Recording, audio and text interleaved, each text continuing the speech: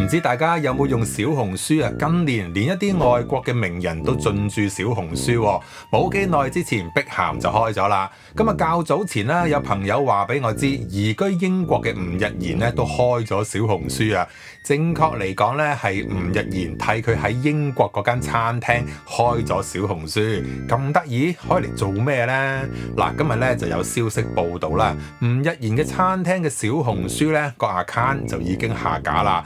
搞咩呢？嗱，以我所知啦，小紅書要舉報一個 account 嘅話呢，要同時提出理據嘅，例如一啲相關嘅相片啦、證據啦、新聞嘅連結等等啦嚇。唔同 Facebook 咧簡單啲嘅，只要舉報嘅人數到達到一個數目咧，就可以令到佢下架噶啦。咁當然即係咁唔好彩啦，若果你嘅 account 俾人投訴到下架嘅話咧，係可以上訴嘅。咁但係都要搞一大輪啊，都煩啦，係咪？咁到底吳日賢嘅餐廳到底出咗咩事而俾人舉報呢？定係老闆嘅問題俾人舉報啊？嗱，不過我更加有興趣想知嘅係呢，點解吳日賢要為佢間餐廳開小紅書 account 呢？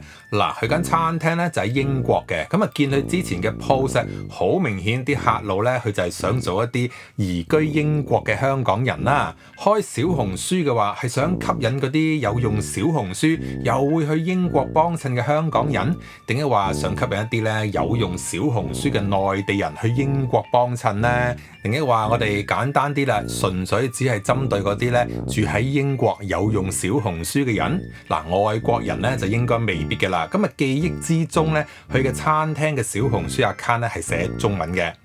好啦，成件事咧本身咧就好詭異噶啦。英國嘅碧咸開小紅書，好明顯就係對中國市場噶啦。